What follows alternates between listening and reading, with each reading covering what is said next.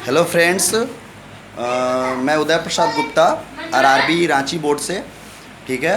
तो मैं स्टूडेंट के बीच में बहुत अनरेस्ट है इस चीज़ को लेकर कि हाँ कैसे सिलेक्शन क्राइटेरिया हो रहा है और कैसे सारा चीज़ देखा जा रहा है। ठीक है। तो मैं आप लोगों को बहुत सारे चीज़ क्लियर करूँगा इस वीडियो में। ठीक है। जो कि बहुत ज़रूरी भी है क्लियर करना। ठीक है। तो सबसे पहले मैं ये बताना चाहूँगा कि हाँ कैसे कैसे क्या क्या हो रहा है। जैसे कि मैं रांची का एडमिन भी, ग्रुप एडमिन भी हूँ, जो व्हाट्सअप का चला रहा हूँ। ठीक है। तो उसमें बहुत सारे लड़के जुड़े हुए हैं, लगभग 100 से ज़्यादा लड़के जुड़े हुए हैं, जिनका नॉर्मलाइज्ड स्कोर कार्ड का फ़ोटो लेकर, स्कोर कार्ड का स्क्रीनशॉट लेकर हम लोगों ने तैयार करा था। और उससे सारा का सारा डाउट क्लियर हो गया। हुआ यूँ कि एक उसमें 80 मार्क्स का जो लड़का था, 80.39, ठीक है, वो लास्ट कैंडिडेट लगभग था जिसका यूआर में हुआ है, जनरल में हुआ है टीए के लिए। ठीक है। टीए के लिए ऐसे हमने जान लिया क्योंकि उनका 80 मार्क्स आ रहा था, उनका हमने नॉर्मलाइज्ड वाला भी देखा, स्कोर भी देखा। ठीक है। और 94 उनका राइट स्कोर था, उनके पहले 80 उनका आया हुआ था।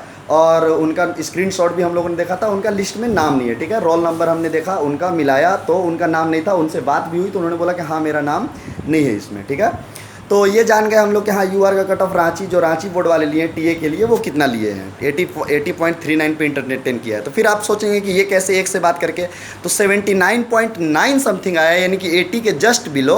तो उनका नहीं हुआ है, उनसे भी बात हुआ, उनका भी हम लोगों ने देखा तो उनका एसएम लिस्ट में नाम था। डैट मीन्स कि, और वो जनरल ही थे तो उनको लिया हुआ नहीं है। डैट मीन्स कि 80 पॉइंट समथिंग ही पे लिया गया है। ठीक है। अब यानी कि 15 ही वैकेंसी था आरआरबी रांची में, तो 15 ही वैकेंसी था, उसके ऊपर ऐसा लिया गया है। तो ये तो श्योर हो गया कि हाँ कैसे सिलेक्शन हुआ है। फिर एक 78 वाले दोस्त हैं जो एक और एडमिन थे, जिन्होंने ग्रुप बनाया हुआ था ये रियल में, बाद में उन्होंने मुझे ग्रुप एडमिन बना दिया था। तो उनसे भी मैंने बात करा तो उनका फर्स्ट प्रेफरेंस था जूनियर अकाउंटेंट। ओके। तो उनको जूनियर अकाउंटेंट वाले में डाला है और सीनियर क्लर्क वाले में भी नहीं डाला, एसएम वाले में नहीं डाला। यानी कि या तो एसएम, या तो जूनियर अकाउंटेंट, या तो सीनियर क्लर्क, इन तीनों में से ही एक में इंटरटेन कर रहे हैं, बाकी वो किसी में इंटरटेन नहीं कर रहे हैं। ओके। तो ये तो रही इसकी बात कि एक ही में इंटरटेन कर रहे हैं, वो एक ही में वो ले रहे हैं, बाकी सब में वो चांस नहीं देंगे। हाँ, बाकी जो प्रेफरेंस की बात करी गई तो फर्स्ट प्रेफरेंस वाला ही चांस दिया गया है। लेकिन हाउएवर उसके बाद देखा जाएगा, टीए और गुडगार्ड ही ऐसा है जिसको कंसीडर किया जाएगा, या तो बाकी तीनों में तो एक ही रखेंगे। अब फिर बहुत ज़्यादा अनरेस्ट कैंडिडेट में था कि हाँ भाई फिर ओबीसी को रखा गया होगा कि नहीं, फिर ऐसा कैसा। तो मेरा 75 नंबर आ रहा था, 75.09, आरआरबी रांची से ही, उदय प्रसाद गुप्ता मेरा नाम है, ओबीसी से आ रहा था। ठीक है। तो मुझे टीए के लिए नहीं रखा, मुझे रखा, जबकि मैं ओबीसी हूँ, 6 सीट भी है ओबीसी का। ठीक है। लेकिन मुझे उसके लिए नहीं रखा। और क्या करा गया कि मेरा एसएम में नाम है, एएसएम लिस्ट में मेरा रोल नंबर है। ठीक है। अब चलो ये तो क्लियर हो गई। अब इससे ये पता चलता है कि अब मान लो कि जो हमारे ग्रुप जो हमने बनाया था एडमिन का, उसमें 85 पॉइंट समथिंग एक समीर भाई का था जो कि ओबीसी कैंडिडेट हैं, उनका फर्स्ट प्रेफरेंट एसएम था। ठीक है। स्टेशन मास्टर था। ओके। और उनका राइट स्कोर ऐसे 98 आ रहा था। तो हमने उनका भी, उनका ऐसे कि मैं ग्रुप में अपने केवल इंटरटेन करा है, वैसे ही लोगों को जिन्होंने अपना नॉर्मलाइज्ड वाला स्क्रीनशॉट दिया हुआ था। ठीक है। अब बहुत अनरेस्ट स्टूडेंट में ये भी है। अब तो सिलेक्शन उसमें पता चल ही गया, हमारे ग्रुप से लगभग 100 प्लस मेंबर्स थे, जिसमें लगभग अप्रोक्स अबव 50 प्लस का सिलेक्शन हुआ है। ठीक है। उनका नाम है, या तो टीए सब में सिलेक्शन टॉपर्स का हो गया है।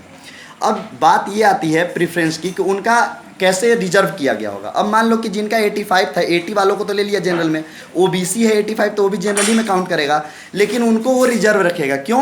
क्योंकि उनका फर्स्ट प्रेफरेंस एसएम था, सेकंड प्रेफरेंस टीए था, तो उनको टीए के लिए तो डायरेक्ट तो नहीं हटा सकता। तो यानी कि 15 के 15 तो डायरेक्ट वो फिक्स नहीं कर सकता ना कि वो नाम ना डाले, यानी कि उनका नाम डाला। हाँ, जितने टॉपर वाले हैं उनको उन्होंने रिजर्व पहले ही कर दिया, उनको उन्होंने रिजर्व कर दिया। इसका मतलब भाई यही हो गया कि हाँ ऐसा ऐसा इन्होंने करा है और कोई घबराने की बात नहीं है। टॉपर जो हैं 80 से ऊपर ही वाले हैं।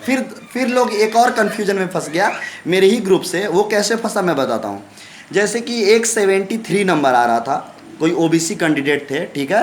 उनका 73 नंबर आ रहा था। तो वो 73 में फर्स्ट प्रेफरेंस जो उनका था वो गुडगार्ड था।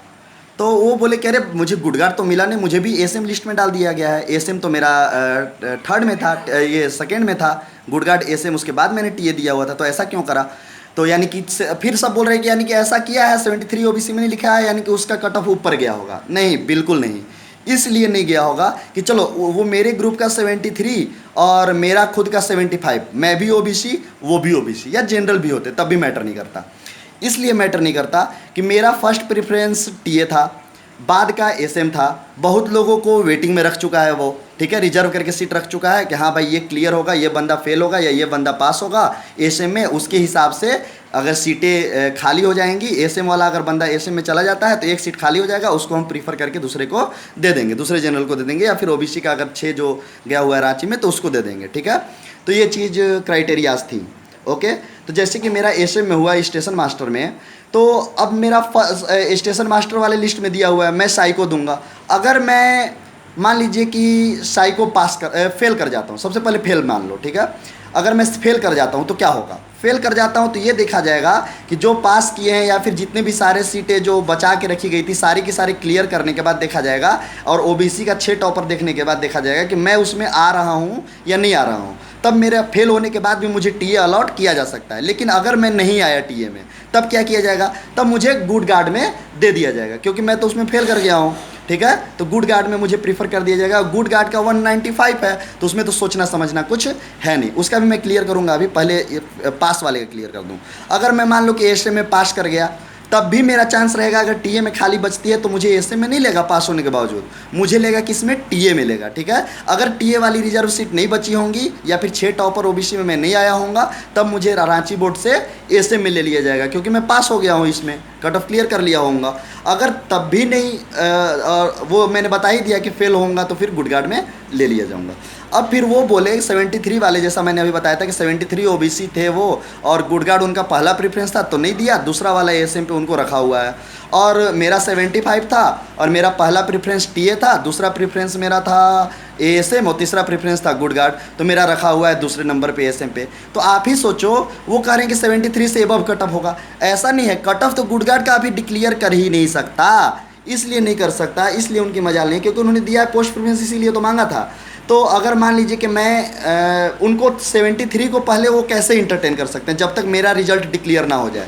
मैं पास करूंगा, फेल करूंगा, या फिर सारी जो रिजर्व सीट रखी गई होंगी टीए के लिए, जितने लोग एसएम ले लेंगे पहला प्रेफरेंस देके, तो जब तक उनका सारा का सारा क्लियर नहीं कर लेते वो साइको टेस्ट लेके, सारा सीट जो रिजर्व रखे थे उनको फुलफिल नहीं कर सकते, तब तक वो गुड गार्ड को कैसे इंटरटेन कर सकते हैं थर्ड वाले प्रेफरेंस को? हालांकि उन्होंने फर्स्ट रखा है, लेकिन मैंने तो थर्ड रखा है ना, मैं उनसे ज़्यादा नंबर ला रहा हूँ 73 से, मेरा 75 है, 2 नंबर ज़्यादा है उनसे, कैटेगरी भी सेम है हमारा ओबीसी। तो सबसे पहले हमें इंटरटेन करेगा, इसलिए ये साबित होता है, इससे प्रूफ होता है कि हाँ पहले उनको इंटरटेन नहीं करेगा ग्रुप कम नंबर के कारण, और ये भी इससे प्रूफ होता है कि 73 प्लस कट ऑफ नहीं जाएगा उसका, ठीक है, वो उसका कट ऑफ कम ही जाएगा। इससे ये मेरी बातों से ये भी प्रूफ होता है, ठीक है। ये वीडियो तो मैं 10 ही मिनट का बना रहा हूँ, यूट्यूब पे डाल रहा हूँ मैं, इसलिए ये बना रहा हूँ कि ताकि भाई सबका अनरेस्ट क्लियर हो जाए, और फिर भी किसी का नहीं होता है तो मेरे नंबर पे आप बात कर लें। मेरा नंबर है 8, जियो का नंबर है 8340549114। ओके, फिर से मैं रिपीट कर रहा हूँ, मेरा जियो का नंबर है 8340549114। किसी भी बोर्ड के अगर बच्चे हो, कोई भी क्लियरेंस उनको नहीं पता चलता हो कि हाँ कैसे हो रहा है कैसे नहीं हो रहा है, तो एब्सोल्युटली वो मुझे कॉल कर सकते हैं। अगर मैं खाली रहूँगा तो ज़रूर उन्हें जवाब दूंगा, ज़रूर उन्हें रिप्लाई करने की कोशिश करूँगा, ठीक है, उनकी दुविधा ज़रूर क्लियर करूँगा। लेकिन हाँ एक चीज़ और है, मैं तो वीडियो यूट्यूब पर डालता नहीं, ये सब मेरी आदत है नहीं, लेकिन हाँ अनरेस्ट है, बहुत लोग क्लियर नहीं कर पा रहे, इवन बहुत सारे एम्प्लॉय भी क्लियर नहीं कर पा रहे, इसलिए मुझे बताना पड़ा। हाँ प्लीज़ लाइक और सब्सक्राइब कीजिएगा, क्योंकि मैं भी देखना चाहता हूँ। ये मेरा केवल दूसरा वीडियो है, एक और वीडियो मैंने ऑडियो डाला हुआ था नॉर्मलाइज कट ऑफ के बाद, ठीक है, तो ये मेरा दूसरा वीडियो है, तो प्लीज़ इंटरटेन कीजिएगा इसे, लाइक भी कीजिएगा, सब्सक्राइब भी कीजिएगा अगर आपका डाउट क्लियर होता है तो। हाँ अच्छा ना लगे तब अलग बात है, तब ना कीजिएगा, मैं कहता हूँ ना कीजिएगा, लेकिन अगर होगा अच्छा लगेगा तो बिल्कुल कीजिएगा। मैं आपके सवालों का जवाब भी दूँगा, और ऐसे भी पढ़ने वाले लड़कों के लिए मैं बहुत खुश भी रहता हूँ, और मेरा पढ़ाई के अलावा कुछ काम भी नहीं है। तो ऐसे भी मेरा एसएससी सीजीएल भी क्लियर हो गया है, डॉक्यूमेंट वेरिफिकेशन कलकत्ता से करा के आया हूँ, ठीक है। तो ये रही सारी बातें, सारी अनरेस्ट मैंने क्लियर करने की कोशिश की है। लगता है कि मैंने सारी चीज़ क्लियर कर दिया होगा, और किसी की प्रॉब्लम फिर भी बच जाती है तो मैंने नंबर बताया अपना, फिर से रिपीट कर देता हूँ 8340549114। Okay guys, best of luck, good night, okay, शब्बा खैर। Bye bye, best of luck. Uday Prasad Gupta का सलाम। थैंक यू वेरी मच दोस्तों। Okay bye bye.